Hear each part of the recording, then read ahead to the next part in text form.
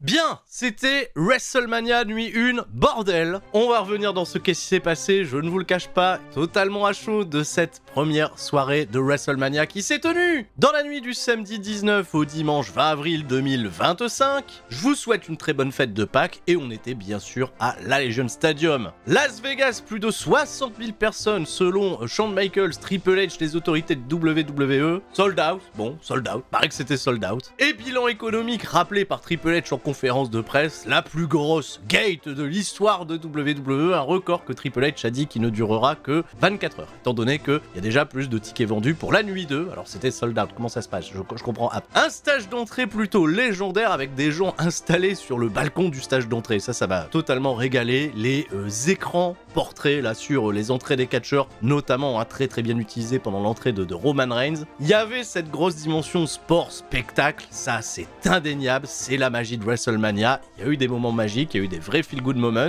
Il y a eu, bien sûr, son immense lot d'émotions dans le main event. Il y aura bien évidemment le lot d'avis controversés autour des résultats des combats, ça y est ou ça y est pas. Et avant de se lancer dans le vif du sujet, déjà, je tenais à vous remercier pour l'incroyable soirée passée sur twitch.tv/Turi316 en live react toute la nuit sur cet événement. On a frôlé les 3000 viewers en pleine nuit, c'est incroyable. Je vous donne déjà rendez-vous ce soir, pareil, à partir d'1h du matin, on sera en live react pour la nuit 2. En fonction de la sortie de cette vidéo, je viendrai peut-être un petit peu plus tôt en live avec vous pour qu'on puisse encore en rediscuter à chaud. Voilà, vivre un petit peu l'euphorie du moment, une euphorie qui se poursuit même en dehors des shows WWE avec toute cette liste de shows indépendants totalement incroyable. Et je vous cache pas, j'ai commencé à regarder aussi la clusterfuck Rumble de Game Changer Wrestling où il se passe des trucs particulièrement cool. Je l'ai pas terminé cependant, je me suis dit priorité à ce qui s'est passé. Et l'autre chose importante qu'on va aborder tout de suite, je pourrais pas aller dans le détail puisqu'il y a beaucoup de choses, il y a une grosse zone de flou autour de cette immense annonce qu'a faite WWE dans le pré-show de WrestleMania, l'acquisition, le rachat de la compagnie mexicaine AAA Worldwide et l'annonce d'un show en partenariat avec NXT pour le 7 juin, un Worlds Collide AAA contre NXT. Et les amis, cette annonce, elle arrive dans un timing assez étonnant, puisque All Elite Wrestling a annoncé un partenariat avec le CMLL pour un show qui sera produit à l'Arena Mexico. Ça se tiendra au mois de juin, ça a fait quand même un sacré buzz étant donné la grosse popularité au Mexique du CMLL, et je vais faire un petit point historique. AAA, c'est la compagnie rivale du CMLL, et quand je parle de compagnie rivale, il faut savoir qu'il y a des choses particulièrement obscures autour de la relation entre ces deux compagnies. Là, si Monsieur Hawkins un jour il se déterre pour vous faire une nouvelle partie de ces icebergs du catch, on pourrait les consacrer totalement au CMLL et à AAA parce que c'est plutôt rude comme situation. Et ce qui est assez perturbant, c'est que cette annonce de partenariat qui s'est faite dans le pré-show a vu les dirigeants de AAA présenter la nouvelle, entouré de bon nombre de catcheurs de WWE, des catcheurs mexicains, dont notamment Andrade, qui était la sombra du côté du CMLL et qui est pas un grand copain de AAA. Et bref, il a fait quelques piches chez AAA, parce qu'à l'époque, il y avait un micro-partenariat entre AAA et All Elite Wrestling, ça a surtout produit le combat entre Kenny Omega et Andrade, mais Andrade, c'est pas un ami de AAA, non, loin de là. Et je me mets aussi à la place de la pauvre Stephanie Vaquer, qui, pour la petite anecdote, a fait condamner son ancien compagnon pour tentative de féminicide en 2021, son compagnon qui était un catcheur du CMLL Cuatrero qui a de ce fait bougé avec ses frères du côté de AAA, et malgré la situation très problématique, puis la condamnation de ce catcheur qui a fait 2 ans de prison à 2023, qui vient d'être libéré, qui n'a pas recatché chez AAA a continué de lui faire confiance, de faire confiance à la famille, et dans les trucs qui, sentent pas véritablement bon, le champion actuel de AAA, c'est nul autre que Alberto Del Rio. Bon, je vais pas m'étendre sur Alberto Del Rio, je vous laisserai également aller faire vos petites recherches, mais Alberto Del Rio, c'est pas vraiment la personne la plus recommandée dans le milieu. Il y a, je vous cache pas, un buzz assez négatif autour de AAA ces dernières années. Les gros shows annuels au mois d'août, Triplemania, sont véritablement pénibles à regarder. Alors je regarde pas beaucoup de AAA, j'en vois passer quelques extraits sur les réseaux principalement. Je regarde des gros matchs qui vont concerner des vrais gros talents comme El Hierro del Vikingo ou Laredo Kid, mais on a un roster qui est quand même assez vieillissant. Et depuis qu'on est sorti de la pandémie, clairement, le CMLL a mis plus d'une vitesse à la AAA en termes d'audience, d'attendance. Ouais, donc AAA, c'est pas le produit le plus en vogue et ils se font pas racheter par WWE sans raison. Alors selon un article paru sur Fightful Select, il faut savoir que WWE et AAA étaient en négociation depuis quelques temps, que Triple H a annoncé en conférence de presse qu'il ne voulait pas vampiriser le produit AAA. Bon, c'était une AAA qui s'était pas mal américanisée ces dernières années. Historiquement, en revanche, je peux pas nier qu'il s'est passé des vrais dingues du côté de cette compagnie. Dans les années 90, il y a eu un énorme break, dont notamment les shows collaboratifs avec WCW. Il y a eu une période de collaboration aussi avec WWE en 97. Et vraiment, peut-être, la chose qui a fait le plus rayonner AAA, c'est d'avoir collaboré avec Lucha Underground et d'avoir donné un immense break à des catcheurs comme Santos Escobar, Pentagon, Phoenix. Et c'est aussi très intéressant de voir qu'il y a deux gros blocs d'alliances qui sont en train de se créer, avec d'un côté un bloc emmené par WWE, de l'autre côté AEW. Quoi qu'il en soit, seule la présence de Vikingo sur le show, El Hiro del Vikingo, qui est désormais plus le fils du Viking, il est juste le Vikingo, et qui aura plus tard dans la soirée une place au premier rang et qui assistera au combat de El Grande Americano, qui, pour la petite anecdote, n'affrontera plus Rey Mysterio, puisque Rey Mysterio est bien blessé suite à son apparition du côté de SmackDown, et il a été Rey Mysterio remplacé par Rey Fenix, et pas Dragon Lee. Ah ouais, pas Dragon Lee.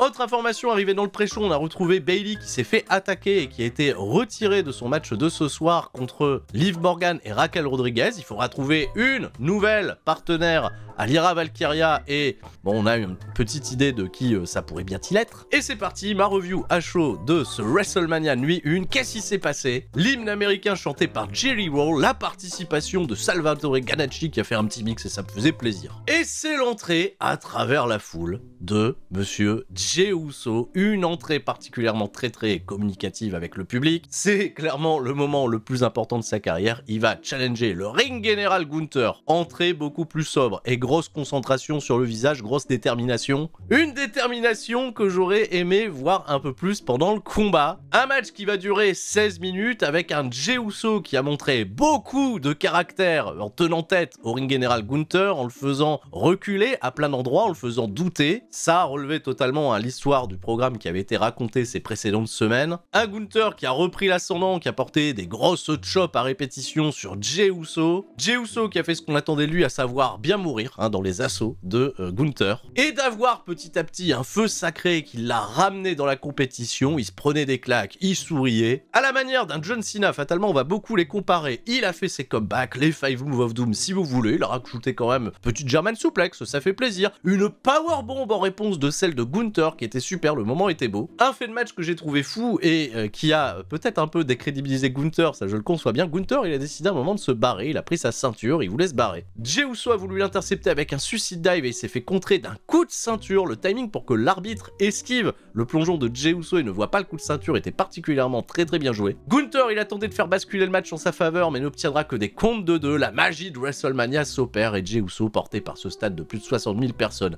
va enchaîner les big moves sur Gunther. Il n'a pas capitalisé après le premier Uso Splash. Il va en porter 3 et pas faire le tomber puisque la vengeance est un plat qui se mange froid. Il va venger son frère Jimmy Uso et remporter la victoire après une sleeper hold qui a fait abandonner Gunther. Gunther cède son titre mondial de la même manière qu'il l'avait cédé face à Ilya Dragunov à NXT à l'époque. Match assez légendaire, pas pour les mêmes raisons. C'est un WrestleMania moment, c'est un feel-good moment. Tout le monde y est dans le stade, sauf évidemment des gens pas contents sur internet. Je peux comprendre, libre à vous d'adhérer ou pas à ce feel-good moment. Jey Uso est donc bien le champion World Heavyweight de WWE, félicité par son frère Jimmy. Le moment est beau, les accolades, les bonnes vibes en conférence de presse. Jey Uso interrogé par Bernard Colas qui va encore une fois rappeler que l'entrée à Lyon était mémorable. Maintenant la grande question, est-ce que Jey Uso pourra être convaincant en tant que champion World Heavyweight? Et je pense que c'est là que le défi va être particulièrement rude. J'ai pas grand chose à dire sur le finish, je suis content qu'il ait une victoire assez décisive sur Gunther parce que ça va clairement appuyer le début de son règne. Il va pas être vu comme un champion qui a eu un coup de chance et qui a battu Gunther, et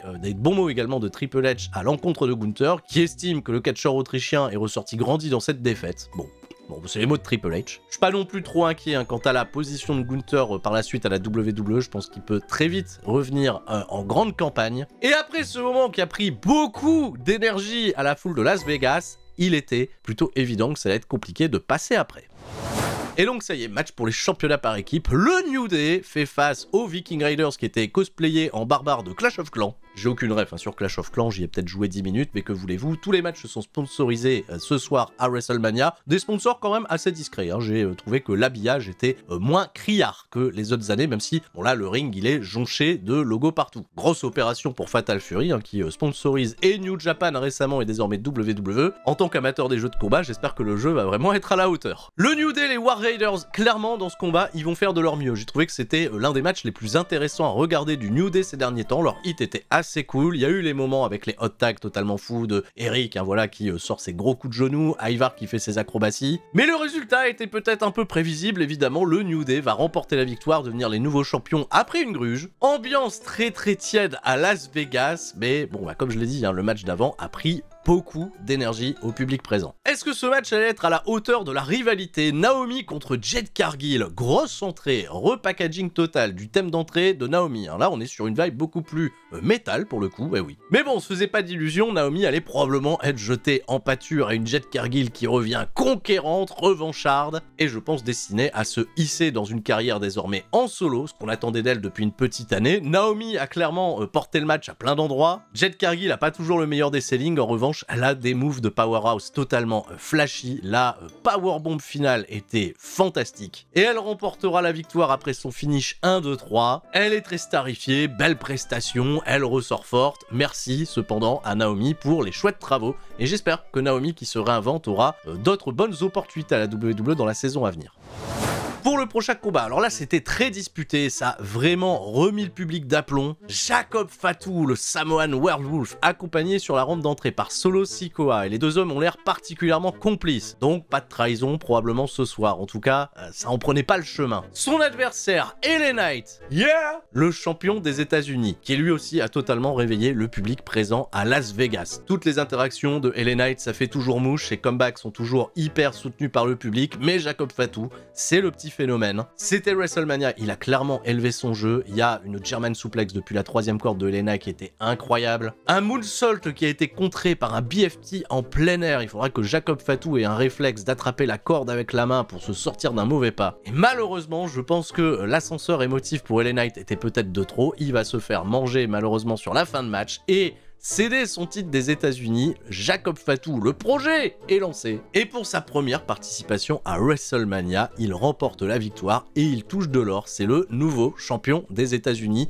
Excellente prestation, peut-être sur de l'Ingrid Pure, le meilleur match de la soirée. Énorme clip de présentation pour El Grande Americano. Là, ça va, on n'a pas eu des images douteuses sur Midjourney, on a eu un vrai clip qui mettait en avant la tradition des luchadors, qui s'attardait sur le plus populaire d'entre eux. Et là, on a mis beaucoup d'images de Rey Mysterio pour nous laisser supposer que c'était lui, mais pas du tout. C'est El Grande Americano. De ce fait, il fait son arrivée en ton sépia, c'était un peu rigolo. Il y a des égéries du Grande Americano absolument partout, et son adversaire du soir, je le disais, n'est pas Rey Mysterio, c'est Rey Fénix, qui à peine 3 semaines après son arrivée à la WWE est déjà dans un combat 1 contre 1 à WrestleMania. Immense accomplissement pour la moitié des Lucha Bros, il y aura Penta qui va concourir ce soir pour la nuit 2 autour du championnat intercontinental. On va souhaiter bonne chance à Rey Fénix qui ne va pas remporter la victoire. Allons, El Grande Americano, même si c'était chauffé avec l'Hiro del Vikingo au premier rang qui lui a mis un Gamengeri dans la tronche, je me suis dit tiens, peut-être que Vikingo il va être impliqué quelque part dans le finish. Surtout qu'on s'en doutait après d'excellentes combinaisons entre les deux catcheurs, un Phoenix qui régale, Chad Gable qui va nous sortir d'on ne sait où un 450 en moonsault, je savais pas que c'était possible. El Grande Americano va s'insérer sa plaque en métal dans le front,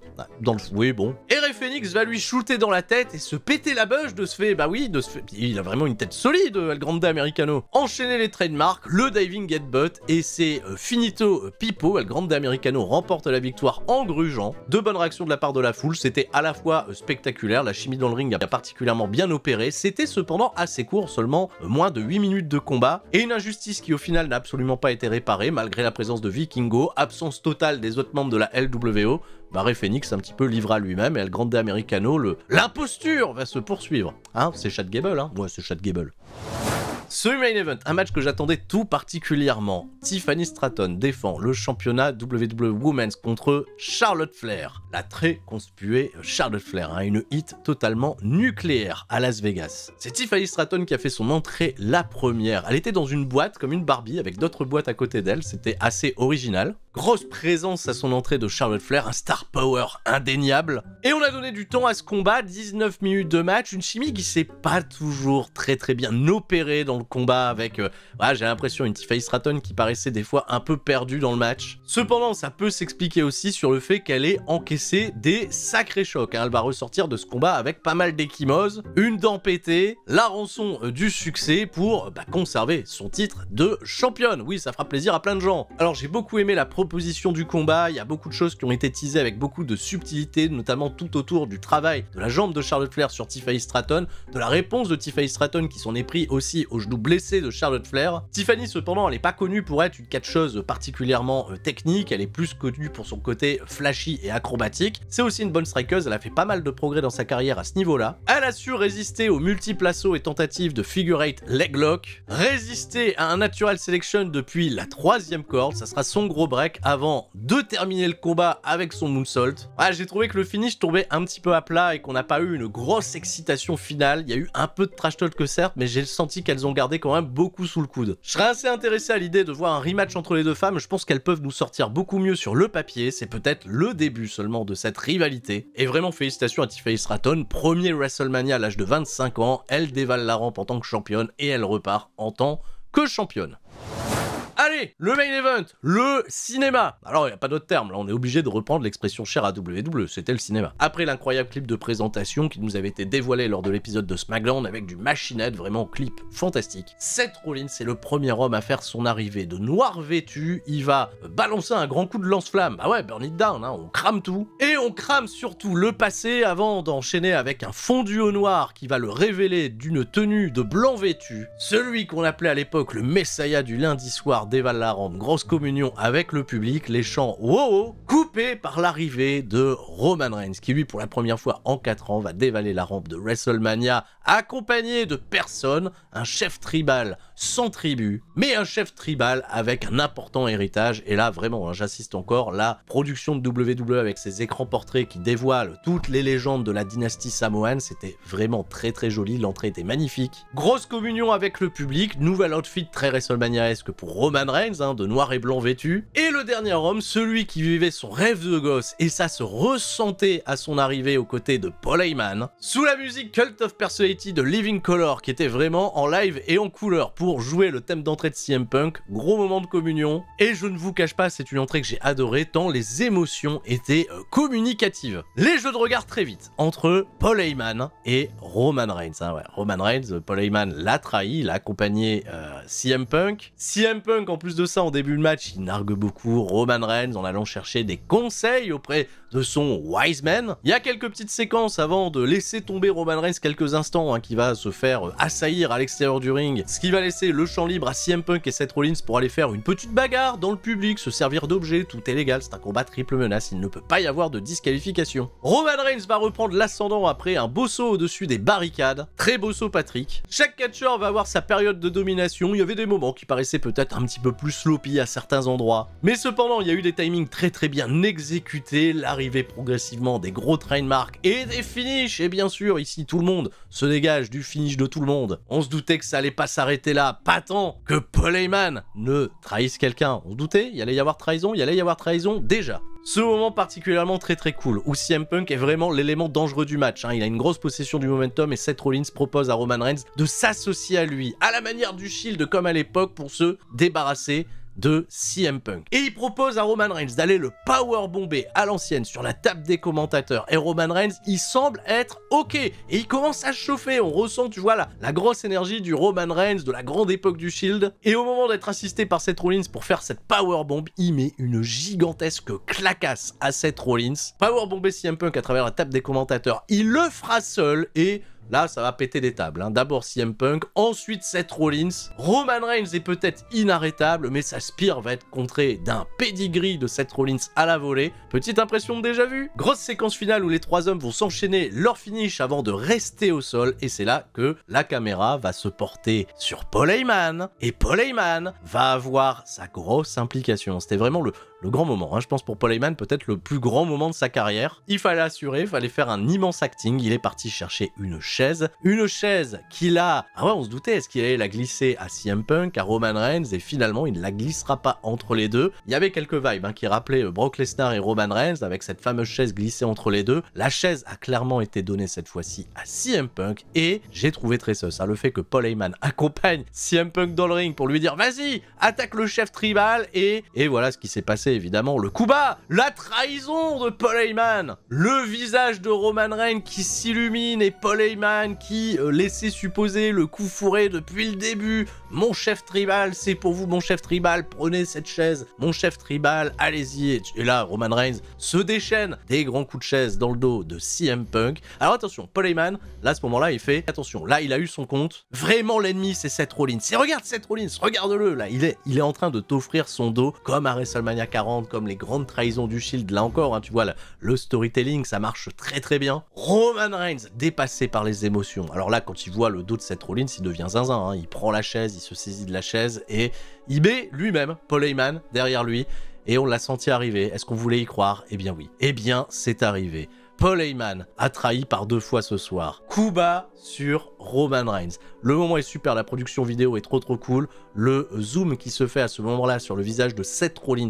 qui a vraiment pour le coup été l'architecte de toute cette mascarade. Il est le nouveau Paul Heyman guy. Paul Heyman qui se délecte de l'instant, qui va s'asseoir dans le coin du ring et laisser Seth Rollins conclure les débats et remporter la victoire. Alors oui, les réactions sont totalement folles. Le turn a fonctionné à la perfection et je comprends très bien qu'on va exiger un peu de cohérence. Alors ouais, qu'est-ce que c'est? Pourquoi il a tourné alors que quand même l'histoire entre Paul Heyman et Seth Rollins, ils avaient pas l'air bien copains, mais business is business et on va prendre les décisions les meilleures pour le business. Hein, le texte sous-jacent, j'en ai parlé au Stradamuse, j'en ai parlé dans les récaps, des petits indices hein, qui avaient été dispersés de ci, de là. Et Seth Rollins refusera de parler en conférence de presse. Je pense qu'il va garder ses explications pour l'épisode de Monday Night Raw. Ça sera très attendu. Paul Heyman sera très attendu et ça va totalement redéfinir, comme l'avait dit Seth Rollins, le landscape de WWE, le paysage. La hiérarchie très certainement, et après cette grosse victoire de Seth Rollins qui repart bras dessus avec Paul Heyman, le visage désespéré, désemparé, les grosses émotions pour Roman Reigns qui a un somme phénoménal, qui repart la tête basse, sous les yeux d'un CM Punk lui aussi trahi, mais qui semblait pris d'une immense empathie envers Roman Reigns. Ça peut raconter des choses très intéressantes, et oui, là encore un peu plus on peut le dire, Roman Reigns, comme l'avait dit Cody Rhodes dans la route de WrestleMania 39, est désormais un chef tribal sans la moindre tribu. Et surtout, bah oui, il y a son cousin Jey Uso qui lui de son côté est champion World Heavyweight. Là je peux te dire que ça donne quand même de très bonnes pièces pour écrire la suite. Bravo messieurs pour ce très bon main event de WrestleMania qui était particulièrement bien exécuté et totalement dans le registre de ce que sait faire le mieux la WWE à ce niveau. Grand main event de WrestleMania, ça conclut la nuit 1. Et vous savez quoi? Eh ben on remet le couvert la nuit 2 à partir de 1h du matin et on sera bien évidemment en live react sur Twitch. C'est tout pour ce qu'est-ce qui s'est passé, qui se détaillera je pense encore un peu plus avec tout ce qui nous sera raconté. On en rediscute ce soir en live sur Twitch. Je vous demande à toutes et à tous de rester forts, de rester bienveillants, de rester mignons et courtois. Ici Saïd, bien entendu, et restez forts. C'était Sturi. Ciao, bye bye.